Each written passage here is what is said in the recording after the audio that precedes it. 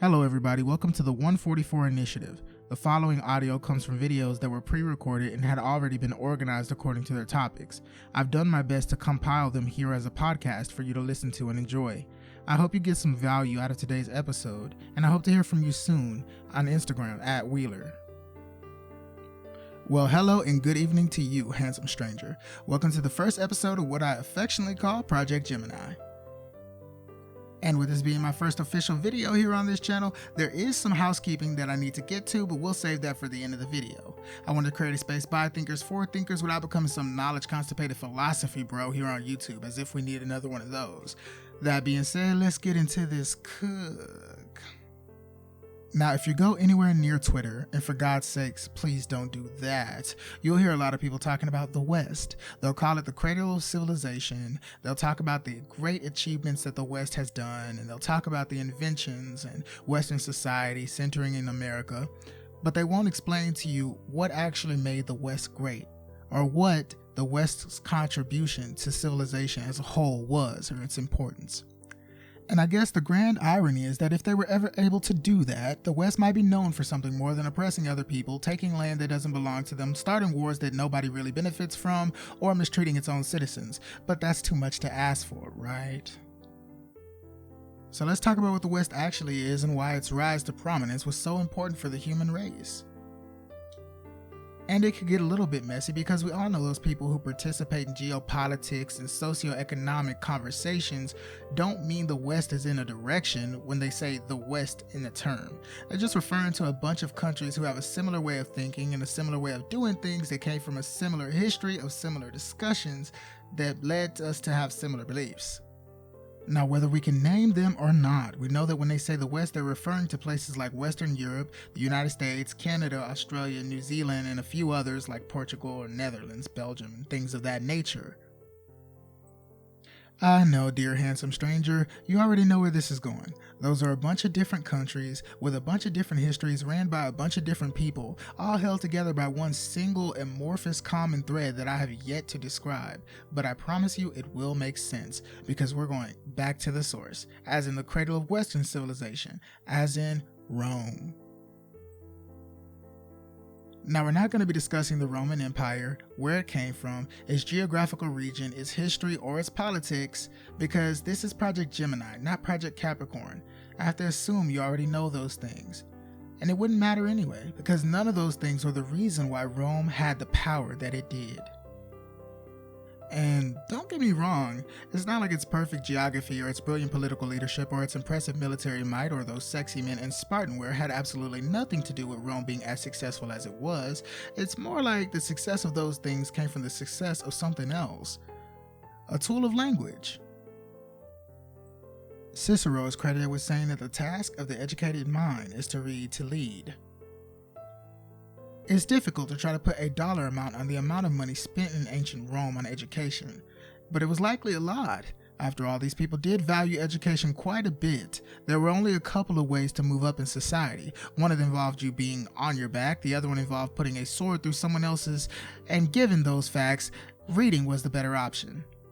And it wasn't a waste either. Rome did earn a lot from conquest, but it earned even more from the conquest of the mind. Perhaps that's why Rome was as powerful as it was, because this was one of the only empires that sent out intellectuals actively among its people. Because the Romans knew that if you can influence the way that people think, you don't have to worry about them fighting you every 5 minutes. And that is why the philosophers of the day were allowed to spend their time trying to understand and explain the natural world. How else are you supposed to persuade people if you can't do that? And thus, rhetoric was born. Now, ancient Rome isn't the first civilization to discover that you could actually change people's minds without having to poke holes in them, but it is the most influential and the one we have the most historical documentation of. Since Rome was such a political place, rhetoric was quickly elevated to an art form among the social elite, politicians, and the like.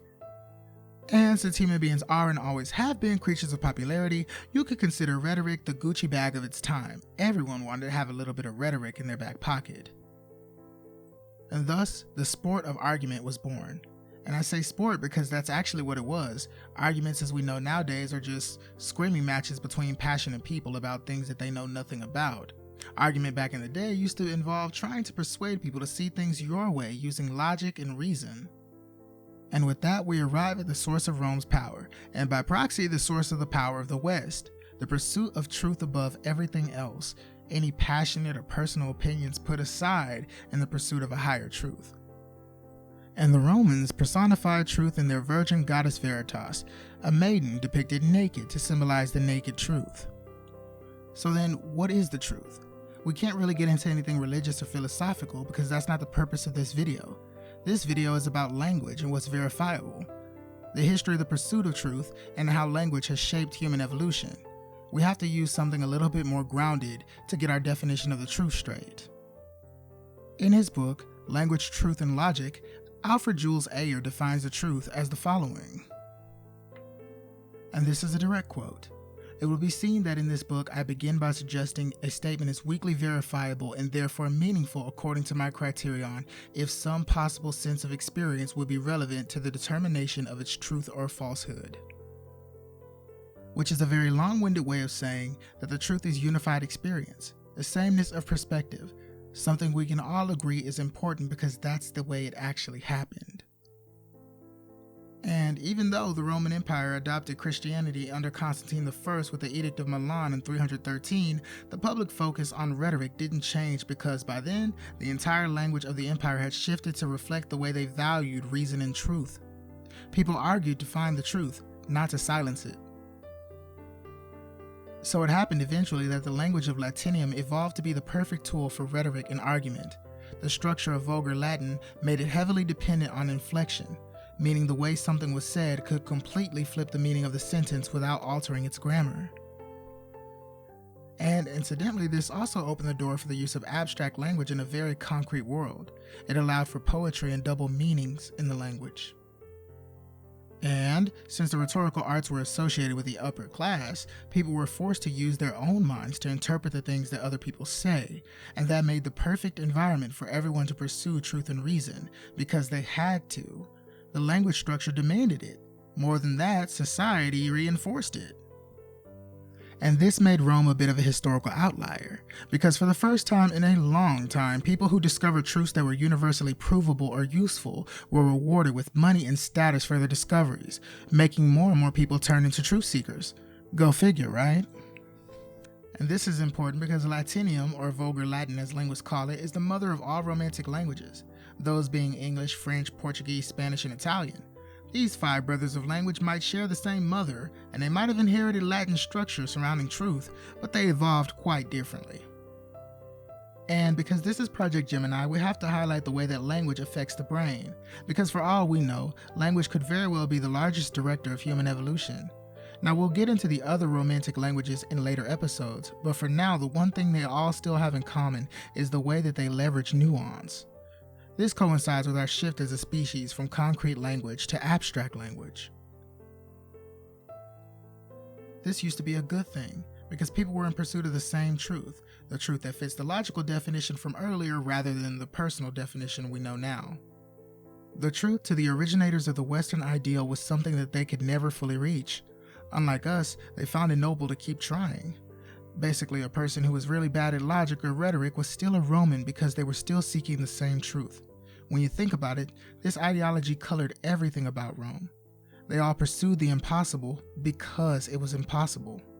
There is a Nietzschean connection here, but we won't get into that till another episode. What we will say is that the evolution of the Romantic languages, or in our specific case, the deterioration of the English language, is behind many of the issues we're facing in modern society. Now, people might say it's something else, but I disagree. Just because something is subtle and pernicious doesn't make it any less destructive. If our entire mother tongue is built on the unifying search for truth and we've become a civilization that's hostile to the ideas of nuance or criticism, then is it any wonder that people walk around here with a fractured identity? More importantly, how will we ever survive? You see, the entire crux of Western society was the pursuit of higher and higher goals. We had to go back to Rome to see how this philosophy shaped language, but if people were really happy with doing things the old world way, then there would be no West at all. So I guess individualism worked in that sense. But we've gone so far west that people have begun individualizing things they shouldn't, like the limits on what it means to be a human being, or concepts that hold society together like reason or truth. And I'd wager that many of the other people who practice sociolinguistics can see the problem for what it is. It's sort of like the keepers of the word got greedy and lazy at the same time. Rome was just an example, but this only works one way. Truth gave us logic, logic gave us rhetoric, and rhetoric gave us argument, and argument gave us the ability to think for ourselves. As of now, some people figured out that other people don't like to think for themselves, and they found out that they could have a bunch of power over people if they just told them what to think. Add that to the fact that our hyper-individualism means no one wants to admit it when they're wrong, and you get the worst linguistic creation to ever exist, the nightmare that is sophistry. And this part cannot be stated enough. When you hear people say that wokeness or feminism or the national debt will be the end of the West, they're wrong. These things all came from noble ideas that were corrupted by people who used sophistry to do so. Now, admittedly, there is a lot to explaining sophistry as a tool of language, but for our purposes, we can just say that sophistry is literally meaningless speech. When I say meaningless, I mean that in the technical sense. As Alfred Jules Ayer once put it, and I quote, "A statement is verifiable and consequently meaningful if some observation statement can be deduced from it in conjunction with other certain premises without being deductible from those other premises alone." Now, this is closer to the Kant definition of the truth rather than the functional definition, but it's as good a place to start as any, because it's still the precise opposite of sophistry, which is a form of labor-avoidant deception. Now, history is similar to modern day on this fact. The people who use sophistry the most are politicians, grifters, or in our day, social media influencers. They use sophistry because when talking to the rhetorically unskilled, it's a way of lying without actually having to say something that can be proven to be a lie. Sophistry is worse than outright lies for language and civilization for a few reasons. The first is that outright lies can be disproven. Using our earlier definition, lies can be disproven by shared or unified experiences. For example, a person claiming that it rained yesterday can easily be disproven by more than one person saying that it didn't, or by the shared experience of looking at yesterday's forecast. You can't do that with sophistry. For example, if some person said it could have rained yesterday, the truth alone couldn't disprove that. Of course, it could have rained yesterday. It always can rain. That's just a statement of possibility. And while it's not fully meaningless, it's technically meaningless, especially in response to a direct question about the weather. And what if I told you that as of 2025, that's enough for most people? And that's not even the scary part. The scary part is the fact that if we apply this example to modern politicians, grifters, and social media influencers, most people would say that they were correct about the weather. And the second reason that sophistry is worse is that it deliberately weaponizes the human mind's ability to search for meaning against it. Go back to our previous example. It's not a direct lie. All it does is rely on the brain's ability to find meaning in the chaos of that statement, and then the sophist can just run with it. And let's get this straight. Lies and sophistry have always been around, but the only difference between then and now is that people had the ability and the desire to cut through it back then. Even as late as the founding of America, it seems that our founding fathers kept the Western value of reason above all alive, and just like we discussed, this goal of seeking the universal truth above all would have affected their use of language. In fact, based on the Constitution, it seems the entire way they communicated was designed to encourage argument, individual thought, and the debate in pursuit of a unified truth. Unlike our modern-day sophists, the Founding Fathers wanted us to debate amongst ourselves and find our own meaning in their words. Then they wanted us to argue until the most universal truths were agreed to and voted on. They didn't count on lazy thinkers or sophists weaponizing their ideologies against their people. The pursuit of truth was always the Western ideal, and in truth, we shouldn't even be calling the West at all. We should call it by a name that describes it for what it is without counterbalancing it against the geopolitical East. The West in its pursuit of truth represents the moment we as human beings started to dream of something beyond just survival. As we grew, staying alive wasn't enough for us. We wanted life to mean something, and we didn't want that meaning to be given to us by anyone else. Modern public discourse has all but abandoned that ideal because in truth it is unobtainable. But that's precisely the point. The meaning was in its pursuit.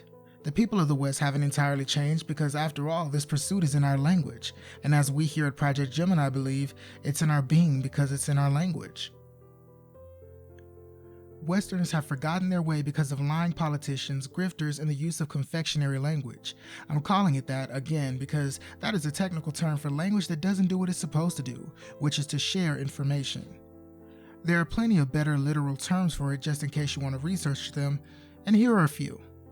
A pseudo-proposition, emotive utterance, or a linguistic proposition disguised as a fact. Those are just a few of the forms that sophistry can take. And it's a problem because when people are allowed to confuse their interpretations of the truth with the pursuit of it, there's chaos in language, and then there's chaos in society. I know what you're thinking. But Wheeler, wouldn't the naturally logical structure of romantic languages like English make tricking people with sophistry impossible? That doesn't make any sense. Well, you would be right if modern people even knew what an argument was. The definition of the word was even destroyed by sophistry. Here's the definition of an argument, for those wondering. The Oxford Dictionary defines an argument in one of two ways. Here's a hint, only one of them is a correct way. Number 1, an exchange of diverging or opposite views, typically a heated or an angry one. Number 2, a reason or set of reasons given with the aim of persuading others that an action or an idea is right or wrong. Sounds like that's the one we're supposed to be looking at. That was the original purpose of argument. Argument was supposed to be a way of expressing an interpretation of the truth. The reply to an argument in the classical sense should have been a counter-argument, and the process of argument was supposed to end in the synthesis of ideas, not in personal attacks, but we don't even know what that looks like nowadays. There's a big difference between a coherent argument and two people using abusive language against each other. Invectives can be funny, but they rarely, if ever, have a lasting point. Actually, since romantic languages were structured for level-headed arguments, insults only make the person using them look wrong by extension, even though most people can't put it into words because who doesn't love a good shouting match? Language is for sharing information. Beyond that, it's a system built on the laws of logic. It's sort of embarrassing to both parties when they forget this and try to use English of all languages as a weapon. It's not built for that. The point of arguing is to understand, and when two people insult each other, they just look more interested in each other than they should be. And that's because argument itself implies respect. I mean, think about it. We don't argue with people when they speak literal nonsense because we all know there's no truth in babble. Now, I've made some notes about the other little degradations that have happened to the romantic languages, chiefly focusing on English as spoken in the West, but I don't think bashing skibbity-riz lingo will help make the point of this video. Besides, there will be plenty of other opportunities to do that in this project. I'd rather talk about how this can be fixed now. The thing that has always held the West together from when it was Rome to when it became America is the ideal of optimism. A seed of unity carried in our language that makes us part of the same noble lineage as the old philosopher kings from antiquity. A commitment to chasing the unobtainable truth, and the belief that even if we don't reach it ourselves, another one of us will, because that's the Western spirit, and I mean that in a technical sense. It's the essence of our culture, and so important that our predecessors thought it should be enshrined in our language. Because all of the damage done to the West could be undone if instead of using the flame of wisdom to judge others, we use it to encourage them and call them back to the pursuit of the truth.